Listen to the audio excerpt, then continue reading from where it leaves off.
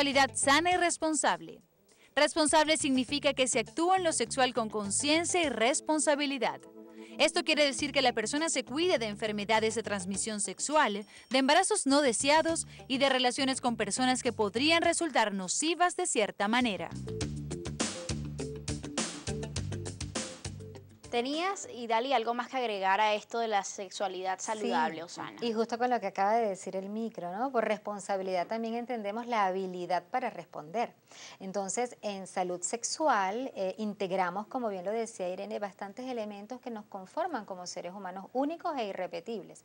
Entonces, a nivel biológico, a nivel fisiológico o del cuerpo, salud sexual es que no coexistamos con enfermedades, que no tengamos patologías que nos impidan hacer el ejercicio pues de la sexualidad de una manera gratificante y placentera y que tenga que ver con la conexión con el otro, como la máxima comunicación con el otro. A nivel mental es importantísimo, a mayor índice de salud sexual, pues igual eso va a estar correlacionado con un buen nivel de salud mental.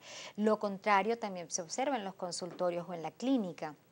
Personas con ansiedades, personas con depresión, personas con altos niveles de estrés, resulta que no gozan de buena salud sexual. Y esto es porque de alguna forma pues se han perjudicado en torno a todo lo que la sociedad por desconocimiento, por distorsión de ideas se les ha inculcado. Entonces emocionalmente se inyecta culpa, se inyecta vergüenza, se inyectan temores a lo que significa vivir la sexualidad abierta y espontáneamente. Entonces los pensamientos que eso trae a los seres humanos que van perjudicando su salud mental, vale decir, van teniendo que ver con que me juzgo, me critico, me aíslo, me aparto o el otro extremo de la balanza, ¿verdad? Me expongo sin mucha conciencia a riesgos que podría prever, que podría de alguna manera colocar fuera de mi alcance para cuidar exactamente y validar y defender mis propios derechos sexuales. Ya a nivel de funcionamiento sexual en la adultez, como no se mencionó en el micro, pero ves las imágenes, ¿verdad? A nivel de pareja, cuando hay distanciamientos, cuando hay eyaculaciones rápidas, cuando hay dificultad de las mujeres para alcanzar el orgasmo y sentir que son dueñas del placer sexual, todo esto está relacionado con la ausencia de salud sexual. Entonces, en conclusión, la sexualidad sana tiene que ver con que estemos libres de todos estos obstáculos, tanto en el pensamiento como en las emociones, como en las acciones, y tengamos esa habilidad para responder adecuadamente en conciencia plena con nuestra sexualidad. Eso es bastante interesante lo que acabas de decir. Ahora, retomo la pregunta que había quedado anteriormente en el aire, porque decías, Irene, que gran parte de, digamos, estas altas cifras de embarazo adolescente que estamos viendo, quizás no es por el hecho de que no exista acceso a los métodos anticonceptivos en muchas ocasiones, sino porque quizás hay que preguntarse quién le informó a esa niña sobre el cuidado que debía tener en esas circunstancias. La pregunta es, ¿cómo se contrapone esto a las cifras de estudios internacionales que indican que 9 de cada 10 adolescentes conocen los métodos pero no los usan? Sí. La realidad es que desde el punto de vista de educación sexual, aun cuando no está formalmente establecido dentro de la currícula escolar, sino que está incluido como parte de los temas de educación para la salud, en lo que se refiere a la currícula escolar, la verdad es que hay información. Con todo este tema de medios y globalización, la información existe. El quién, sí, es posible, el quién comienza de manera natural en la familia, ni siquiera con proponérselo. Es un tema que va ocurriendo de forma natural en la relación con la familia. El tema es el qué se informa, el cómo se informa. En esa situación del qué y el cómo, ellos tienen información de los métodos que existen. Y yo siempre digo, tienen información de los métodos que existen y los que no existen, pero que ellos creen que son métodos anticonceptivos. Fíjate, y discúlpame que te Sí. interrumpa, porque hay alguien a través del Twitter que nos dice, Ricardo Bermúdez, Soluciona Sexualidad, buen día. El problema no es la desinformación, el problema es el mal uso de la información, por ejemplo, Internet. Cuando el Internet es utilizado de manera inadecuada, no consensuada y además de eso sin la fuente real para eso, porque nosotros pudiéramos decir que también el Internet es una herramienta válida cuando nosotros conocemos a qué fuente nos vamos a dirigir. ¿Cuál es el tema con los métodos anticonceptivos en la actualidad y la información? Conozco que existen, pero no conozco bien su uso. Parece mentira, estamos hablando del siglo XXI. Nosotros en ProSalud tenemos un servicio de orientación y referencias que es 0800 ProSalud y un correo electrónico donde de manera gratuita, anónima y confidencial se pregunta acerca de las inquietudes de jóvenes, adolescentes y adultos. Y una de las preguntas más frecuentes que hay es, bueno, yo tomo píldoras anticonceptivas, las tomo antes de cada relación sexual y quiero saber si estoy en riesgo de quedar embarazada. Sí estás en riesgo. Las píldoras no se toman antes de cada relación sexual, se toman una por día, además deben ser medicadas, tienen que ser dadas por un médico, hay un tipo de píldora para cada tipo de mujer. Hay caballeros que cuando le preguntas qué método anticonceptiva usas, el condón, lo sacan de su billetera, este es el condón y tú te das cuenta que el condón ya no tiene la burbuja de protección que debe tener para mejorar su calidad, no conocen que deben saber la fecha de vencimiento de ese condón. Entonces, el tema es el uso más que la información de su existencia. Como madres, como padres, a veces nos angustiamos tanto de cómo informar que preferimos entregar la píldora y decirle, recuerda que si vas a tomar una decisión, ahí la tienes. Pero ¿cómo se usa? ¿Cuándo la uso? ¿Es la apropiada para mí? Lo mismo con el condón. El condón, ¿cómo se utiliza? Cuando uno comienza a escuchar a los jóvenes decir, yo no uso el condón porque se rompe, y preguntamos, ¿cómo lo usas? Ahí está la respuesta. No lo usan adecuadamente, no saben que hay un derecho y un revés del condón, que el desliz y el tamaño es importante para conocerlo, que debe ser solo de látex. Entonces, cuando escuchamos cifras como estas internacionales, Natalie, sí, 9 de cada 10 no lo usa, conocen que existen, sí, a veces no lo usan y eso tiene una serie de factores que van más allá de la toma de decisión, acudir al médico, que el médico sepa cómo trabajar o tratar a un adolescente de manera distinta a un adulto. Sus necesidades son diferentes. Hay también otra pregunta. ¿Tiene que ver quizás los patrones culturales con la incidencia que estamos viendo sobre un mal manejo de la sexualidad? Claro, claro, porque hay que distinguir también entre informar, instruir o educar en materia de sexualidad. Y solemos regañar muchas veces. Solemos castigar, pero castigamos lo que no sabemos controlar. Entonces, si se me escapa de las manos, la medida que tengo por crianza intergeneracional es que controlo y es que restringo y limito o induzco a una inhibición, que se controle el otro también. ¿Es algo propio de la sociedad moderna o se ve más en países quizás en vías de desarrollo? No, en nuestros países a nivel de todo lo que son las sociedades latinoamericanas esto es un poquito más acentuado.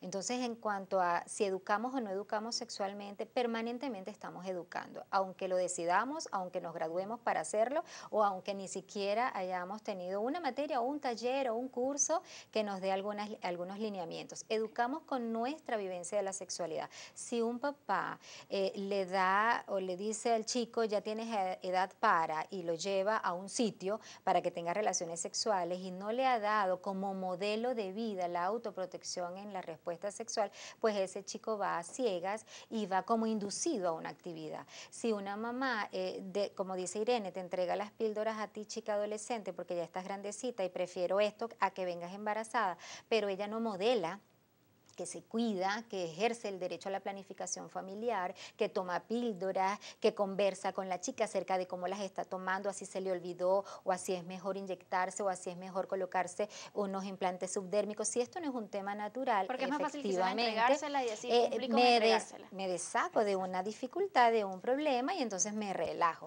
pero es una pseudo relajación, o sea, todos estamos más bien en un clima de tensión acerca que eso no es lo tan natural o no es lo tan libre de expresar abiertamente. Hay alguien por acá que dice, Andreina Acosta, en el sur del lago, de cada 10 niñas de 12 años, 3 salen embarazadas, no hay ningún tipo de educación sexual y para todos es normal. ¿Se ha vuelto quizás normal escuchar casos de adolescentes embarazadas? Sí, yo no hablaría entre lo que es normal y anormal. ¿O frecuente? Yo hablaría más del tema de naturalización de la situación. Evidentemente en el sur de Maracaibo, estamos hablando del sur del lago, También hay una cultura que está mezclada, que es el tema de las etnias indígenas. Y ellos tienen algunos preceptos y algunas creencias básicas en lo que tiene que ver con el tema de la sexualidad y el tema del inicio sexual. Incluso ocurre a más temprana edad de la media en Venezuela, ¿no? Estamos hablando que la media en Venezuela está entre los 14 y 15 años de edad en ellas y a los 14 años en ellos. Con ella ocurre a más temprana edad. La educación sexual formalizada no es una política pública en el país y es algo que siempre estamos haciendo un llamado. Entonces, es probable que mientras más alejado de las capitales, de los sitios donde tenemos los accesos para entrar a la educación, menos probable es que tenga la información adecuada, la comunicación familiar adecuada. Entonces, esto es un llamado que siempre tiene que hacerse. Tenemos que formalizar la educación sexual, pero no desde los 15 años, porque esa es la edad en que hay más embarazos en adolescentes. Desde preescolar debe iniciarse este trabajo. Es decir, que familia, escuela y Estado son responsables de esta situación. Así es, así es. Es el derecho y es el deber. Y todos somos corresponsables de ese derecho y de ese deber. Entonces es importante. A veces esta naturalización que menciona Irene también se debe mirar desde la lupa del género en cuanto a el control del hombre sobre la mujer culturalmente hablando.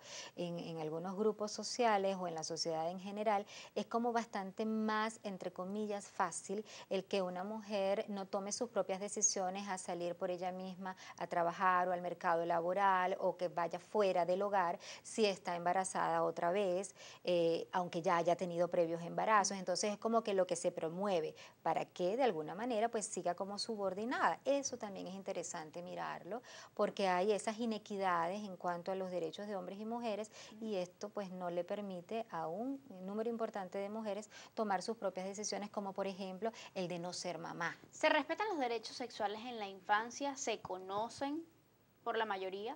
Es difícil, es difícil. Queremos creer que sí, porque trabajamos en eso. Bueno, ¿Cuáles Irene son? y yo trabajamos, ¿verdad? ¿Cuáles son esos derechos que deben En términos como garantizarse? facilitos y rápidos. Todos los nenes y las nenas tienen derecho a ser informados y educados en educación sexual, en orientación sexual, en identidad de género y expresión de género. Son terminologías que se van actualizando y que tienen que ver con toda la diversidad de conducta, de expresión de lo que siento como chico, como chica, luego como hombre, como mujer, y de lo que significa mi vinculación con el otro, la otra a nivel de conducta sexual. Es importante para ellos, cuando van creciendo, cuando van cambiando, sobre todo a la adolescencia, saber que tienen derecho a ser asistidos sin su representante, por ejemplo. Un ginecólogo, un urólogo, tiene el deber de brindar la asistencia clínica a un jovencito o jovencita, aunque vaya a solas, si tiene mayor de 14 años de edad, ¿verdad? Eso es un derecho importante que hay que conocer. Es interesante respetar la variante que esa conducta sexual pueda presentarse, ¿no?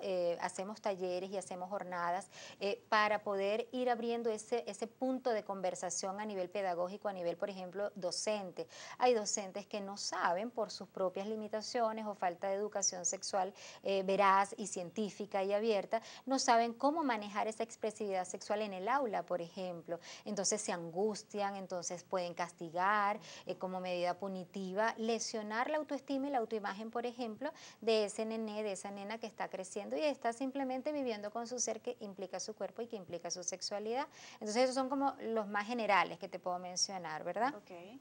Ricardo Bermúdez también pregunta o dice por acá: Soluciones Sexualidad. La educación sexual no es una política pública porque aún es vista como un tema tabú. Y también Julio Quijada nos dice: Venezuela no aprueba la vacuna contra el VPH, que puede evitar, digamos, la posible aparición de cáncer de cuello uterino más adelante, y debe aplicarse en edad escolar. ¿Por qué?, pregunta él.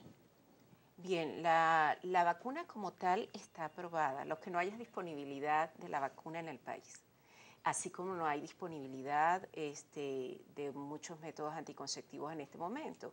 Es una vacuna muy costosa, incluso una de las luchas que se tiene en el tema de salud sexual y reproductiva es poderla incluir dentro del sistema de vacunación que ocurre en las primeras edades de los niños. Bien, nosotros tenemos un protocolo de vacunación para los niños y esta debe ocurrir, pero no está disponible, aún no viene, no hay un laboratorio que pueda traerla debido a sus altos costos y evidentemente la distribución debe comenzar por el Estado.